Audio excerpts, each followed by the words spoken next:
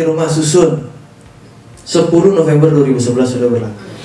Ya, jadi nomor 16 tahun 85 ini yang sejak dulu dicabut dan dinyatakan tidak berlaku. Semua peraturan dinyatakan tetap berlaku. Peraturan pelaksanaan itu adalah peraturan pemerintah tahun 88 nomor 4 tahun 88 tentang rumah susun.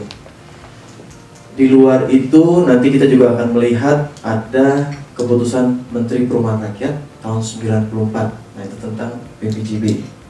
Lalu ada juga tahun 95 tentang pembentukan PPRS. Nah, ini juga sangat menarik nanti ketika pembahasan PPRS karena belum ada perangkat hukum yang jelas mengatur bagaimana sebetulnya harusnya dibentuk. Sehingga dalam prakteknya itu banyak mengalami sengketa antara pengembang dengan pemilik atau para penghuni. Nah, amanat undang-undang sebetulnya peraturan pelaksanaan harusnya 1 tahun sejak tanggal diundangkan 2011. Artinya November 2012 harusnya peraturan pelaksanaan itu sudah diundangkan. Itu 1 tahun amanat undang-undang. Tapi sampai hari ini kita belum lihat. Yang belum ada. PP Rusun masih merujuk ke tahun 88. Harusnya sudah ada peraturan pemerintah yang merevisi peraturan yang 88 untuk menyesuaikan dengan yang 2011. Nah, jadi juga Bapak Ibu kalau melihat di dalam pasal-pasal di Undang-Undang Rumah Susun, nggak hanya peraturan pemerintah yang menjadi amanat, peraturan menteri juga banyak. Nah, namun dari peraturan menteri itu yang terwujud sudah yang kemarin kita bahas mengenai hunian berimbang. Nah, dia masukin juga komponen rumah susun di sana. Ya. Oke. Rumah susun. Nah, P3SRS kita akan bahas lagi nanti di bagian akhir badan hukum ya. P3SRS itu dianggap badan hukum. Anggotanya adalah pemilik atau penghuni sarusun. Nah, apa sih sebetulnya badan hukum? Kenapa sih disebut badan hukum? Ada yang bisa kasih pandangan? Apa sih perbedaan badan hukum dengan badan usaha misalnya?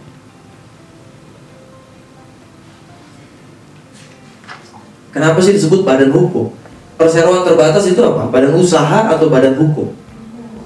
Badan hukum. Nah, jadi apa sih bedanya badan usaha dengan badan hukum?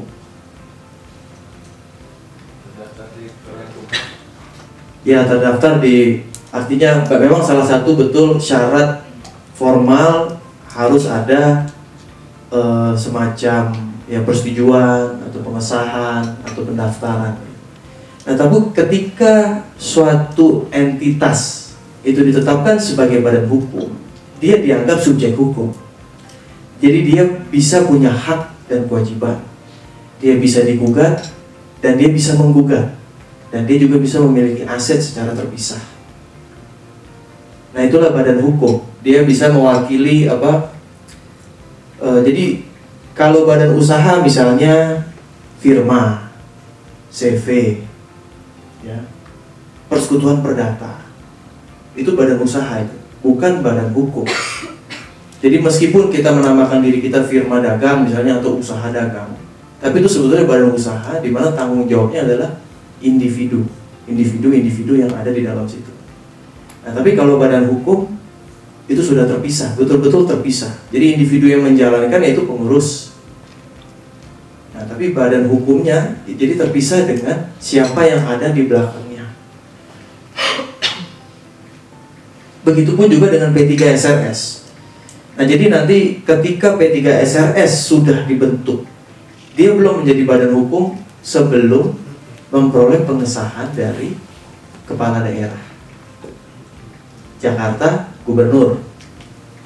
Ya. Tapi kalau daerah bisa wali kota, bisa bupati, tergantung di daerahnya di mana dia. Nah, lalu rumah susun, kita bicara jenis-jenis rumah susun. Ada berbagai tipe nih. Kita nggak akan bahas yang 3 pertama ini, rusun umum, rusun khusus, rusun negara. Kita akan membahas rusun komersial. Inilah yang terkait dengan pengembangan properti. Jadi rusun komersial yaitu rumah susun yang dibangun untuk memperoleh keuntungan. Sama seperti definisi yang kemarin, rumah komersial. rumah yang dibangun dengan tujuan untuk memperoleh keuntungan. Nah, dia tidak mengatakan bahwa apakah harus dijual ataukah disewakan itu sudah dianggap menghasilkan keuntungan atau tidak. Nah, ini juga bisa menjadi masalah. Nanti kita bahas. Jadi rumah susun ya, ini unsur-unsurnya. Bangunan gedung bertingkat. Nah, dia bertingkat memang. Dibangun dalam satu lingkungan yang terbagi dalam bagian-bagian, distrukturkan secara fungsional, horizontal maupun vertikal. Satuan-satuan yang masing-masing dapat dimiliki dan digunakan secara terpisah, terutama untuk tempat hunian. Ya. Dilengkapi dengan bagian bersama, benda bersama, dan tanah bersama. Nah, jadi kalau kita baca 1, 2, 3. Nah, oke, bangunan gedung bertingkat dibangun dalam satu lingkungan, distrukturkan secara fungsional. 1 dan 3 ini kan normal suatu bangunan bertingkat ya, bisa berbentuk apa saja. Namun kalau ketika sudah bicara terbagi-bagi, nah itu nanti adalah konsep pertelaan. Itulah karakteristik rumah susun. Rumah tidak ada tela, tidak ada pertelaan. Pertelaan itu maksudnya pembagian. Yang mana yang bisa digunakan, yang dimiliki terpisah, yang mana yang bagian bersama, benda bersama. Ditela gitu. Maka itu disebut terbagi dalam bagian-bagian. Merupakan satuan-satuan yang masing-masing dapat dimiliki. Itulah nanti akan timbul menjadi hak milik atas satuan rumah susun. Nah, tadi ingat kemarin kita membahas hak atas tanah. HM SRS bukan hak atas tanah, tapi hak lainnya. Ya, dia mengikuti alas haknya. Hak milik atas satuan rumah susun, meskipun namanya hak milik, bukan berarti dia sama karakternya dengan hak milik yang kita bahas kemarin. Ya, itu banyak misleading tuh. Oke, dilengkapi dengan bagian bersama, benda bersama, dan tanah bersama. Ini jelas? Jadi ini konsep pembeda antara bangunan gedung bertingkat biasa dengan rumah susun.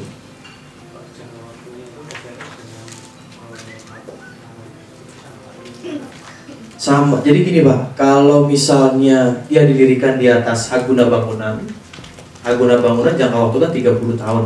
Nah, ketika dia terbit, dia akan terbit maksimal sampai dengan tanggal HGB-nya berakhir. Jadi akan mengikuti memang dia. Nah, begitu ketika diperpanjang, semuanya juga ikut diperpanjang.